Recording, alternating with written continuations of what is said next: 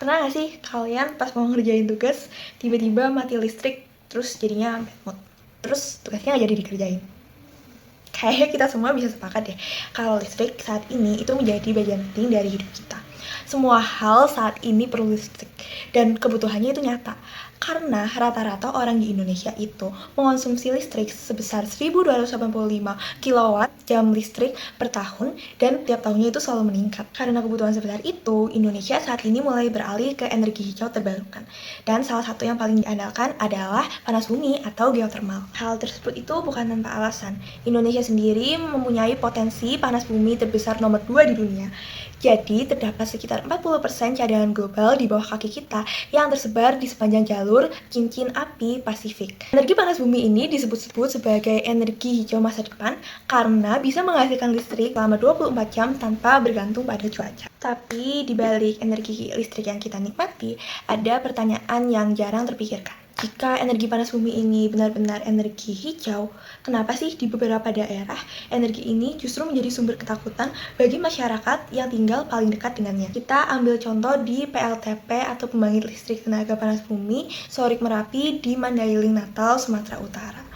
Sejak beroperasi dari tahun 2016, yaitu dalam kurun waktu kurang dari 8 tahun, PLTP ini itu sudah mengalami 9 insiden besar. Melihat pada insiden pertama yang terjadi pada Januari tahun 2021, di mana terdapat kebocoran gas H2S yang menewaskan 5 orang dan 4 diantaranya merupakan anak-anak. Sementara terdapat 32 warga lainnya yang harus dirawat di rumah sakit. Pada April di tahun 2022, terdapat sumur lain yang mengalami kebocoran di mana 21 warga harus dirawat di rumah sakit. Bocoran terbesar itu terjadi pada Februari tahun 2024, di mana terdapat 1.000 warga yang harus dirawat dan jangkauan usianya itu mulai dari bayi yang berumur 4 bulan hingga lansia yang berumur 84 tahun.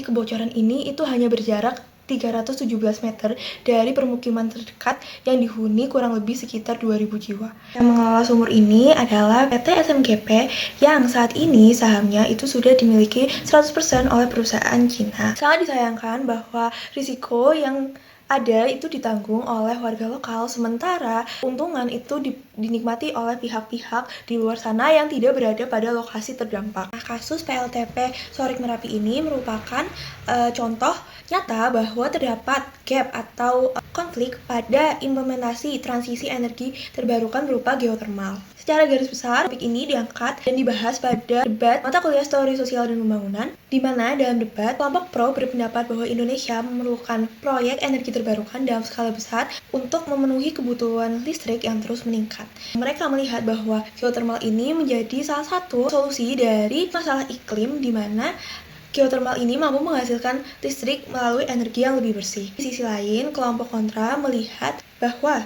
di balik manfaat tersebut terdapat kelompok masyarakat yang justru menanggung dampak negatifnya. Seperti orang awam pada umumnya, sebelumnya saya melihat bahwa energi geothermal ini merupakan solusi dalam menjawab isu-isu permasalahan iklim, karena energi geothermal ini merupakan energi hijau terbarukan yang lebih ramah lingkungan.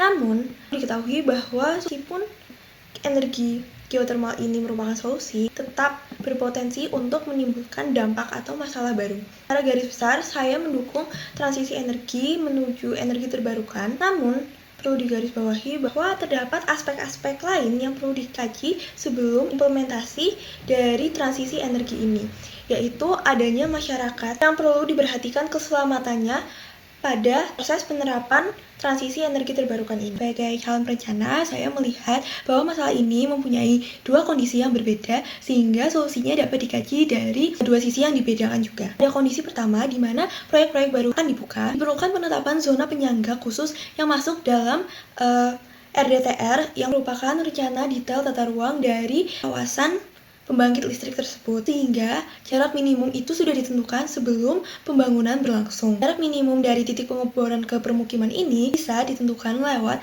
partisipasi masyarakat sekitar, sehingga pemetaannya melibatkan masyarakat atau warga lokal yang lebih mengetahui kondisi wilayah dari lokasi proyek tersebut. Jadi, sejak awal proses pembangunan, Syarat-syarat lingkungan itu sudah ditetapkan regulasinya. Namun, pada kasus yang sudah berjalan, seperti PLTP Sorik Merapi, di mana lokasi kebocoran itu hanya berjarak 317 meter dari permukiman, mengusir warga dalam jumlah yang banyak, pastinya sulit dilakukan. Solusi yang ditawarkan adalah peringatan berupa sensor gas H2S yang dilengkapi dengan sirine yang terhubung dengan desa. Solusi juga harus dilengkapi dengan jalur evakuasi serta pelatihan terhadap warga, sehingga warga itu terbiasa dengan skema apabila kebocoran terjadi.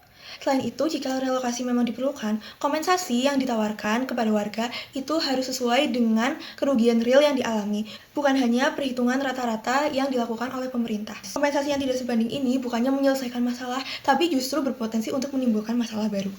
Jadi pertanyaannya itu berkembang bukan lagi apakah energi terbarukan ini merupakan solusi, yang mungkin saja jawabannya iya.